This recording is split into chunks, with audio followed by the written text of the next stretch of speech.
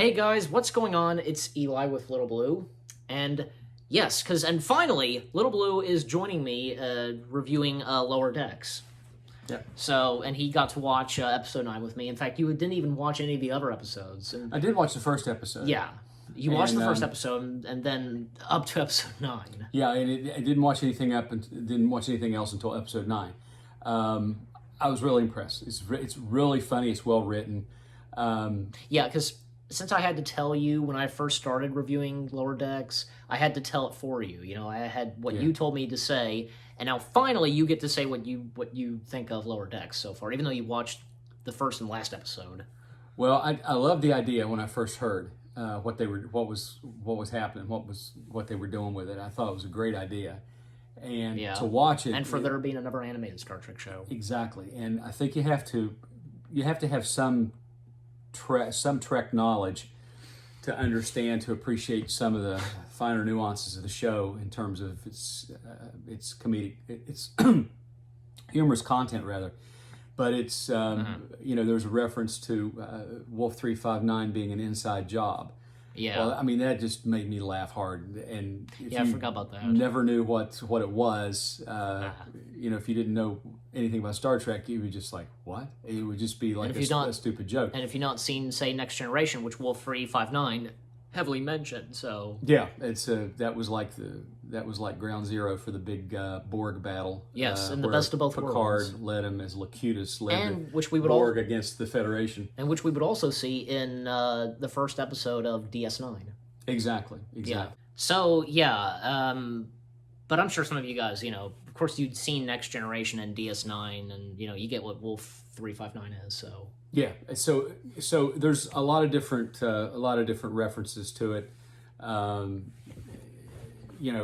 to old Star Trek references that. Right. But even without that, it's still a funny show. You can still get and appreciate the humor in it. Yeah. But it was I was really impressed with the fact that they had Jonathan Frakes and Deanna Certes. We're talking about, of course, we're reviewing episode 10, No Small Parts. They reprised their roles as Captain Riker of the USS Titan. Yeah, we get to see the Titan. And Commander Deanna Riker, his wife. Yes. As Picard said in Nemesis, Mr. Troy, because Riker is Mr. You have the bridge, Mr. Troy. Exactly. I just like that he was teasing Riker. So. Oh, of course he was. It was really neat to see that, and their voices still sounded fresh. A lot of times the actors will get older, and their voices will kind of gruffen a little bit, and it doesn't have the same tone. Yeah, but still, Right. So it was interesting to hear that they pulled it off really well. Right. But anything else in the episode, like those alien species that you kind of don't really like, Yeah,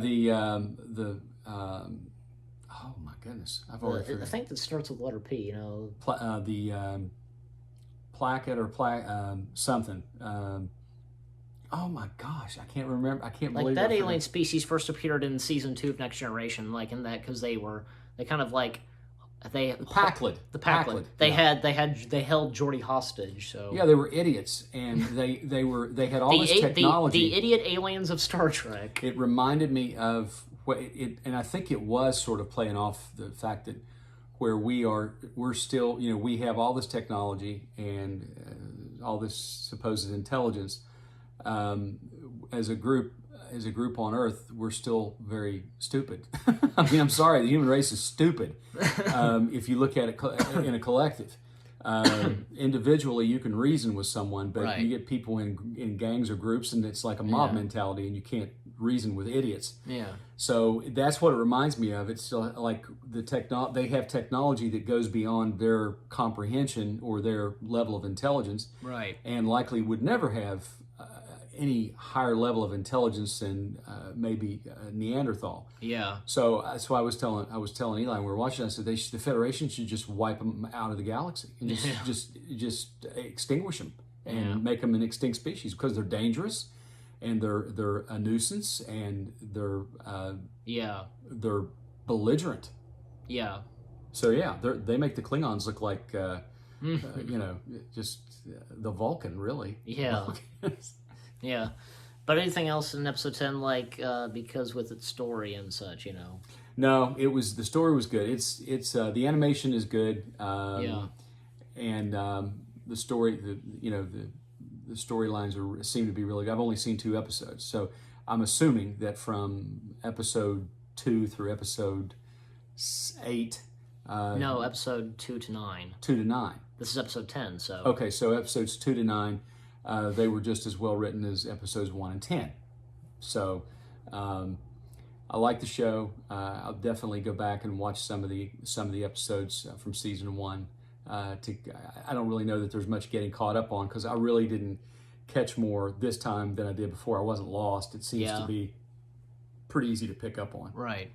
And even like there's even a mentioning of like the opening because they're on what's that, Titus 3 or something? I don't know. I'm not sure. Well, you know what I'm talking about. And like there's even you're talking about that planet, reference to the planet that they were in the opening in the beginning of episode 10. They're on that planet, Yeah, from an episode from the original series, which was a great episode, and Landru, this computer that controlled everything on this planet, and I'll need to check. I don't really remember that episode. They would have all these people just walked around like zombies, and were just always just smiling all the time. Hello, neighbor. Hello, hello, that kind of stuff, and just always smiling. And then they would have what was called the Red Hour, which at a certain time, which I think was 12 noon, everybody would just go nuts. And the way that they would rape and pillage everything and just destroy. Yeah, and the way they were dressed up. So yeah, and they were dressed like sort of a late 19th century type, wearing ties and right and bowler hats and that kind of thing. Those, like, even like you wear, say, for Thanksgiving or something like that. Yeah. Well, whatever, just But that's one thing But it was interesting that they made reference to that, and they made a joke about it, that Landru came back and these people were back where they were from the original series, again being controlled by this computer. Yeah. And the captain of this ship, the ship in what's the name of the ship in? I can't remember. It's I've tried to remember, but just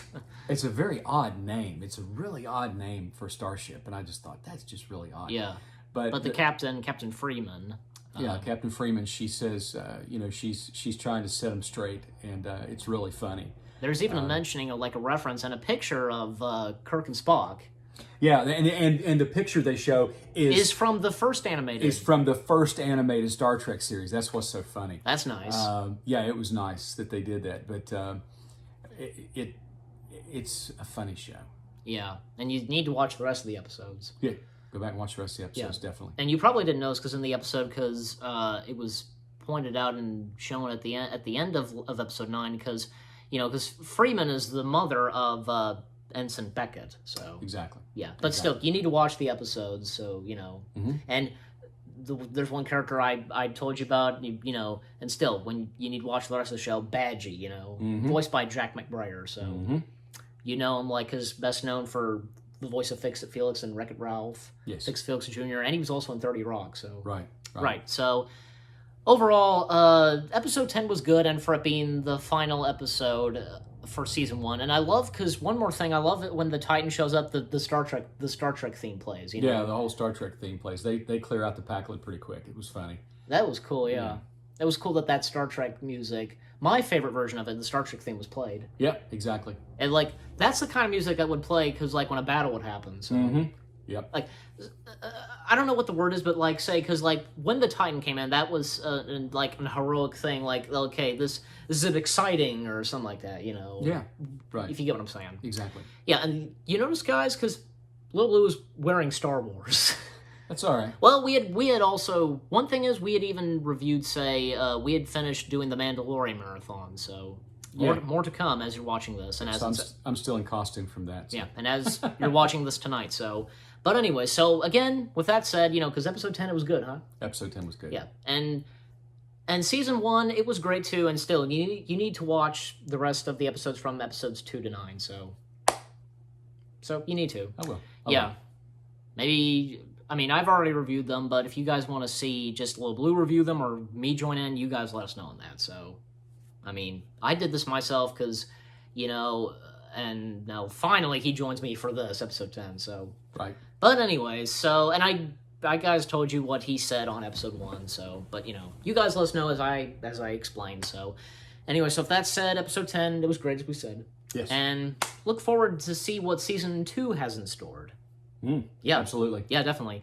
I think we are going to be seeing more of Riker and Troy, I'm pretty sure. Probably and so. more Star Trek cameos from others. I would say. And I said this before. I remember when we did our reaction to the trailer. I talked about this, saying that I would love to see like Star Trek, the actors from the Star Trek shows guest star voicing and such, And thus it's happened. Yeah. John DeLance as Q, and now Riker and Troy, Jonathan Frakes and Marina Sirtis. So. All right, but with all that said, episode 10, it was great, as we said. We hope you enjoyed our review. More new reviews coming your way. They're going to be awesome. Keep looking forward. And we'll see you guys in the next video/review video. Any last words? Off out. Yep. Little Blue says off out for me. Take care. Peace out. Live long and prosper. And make it so.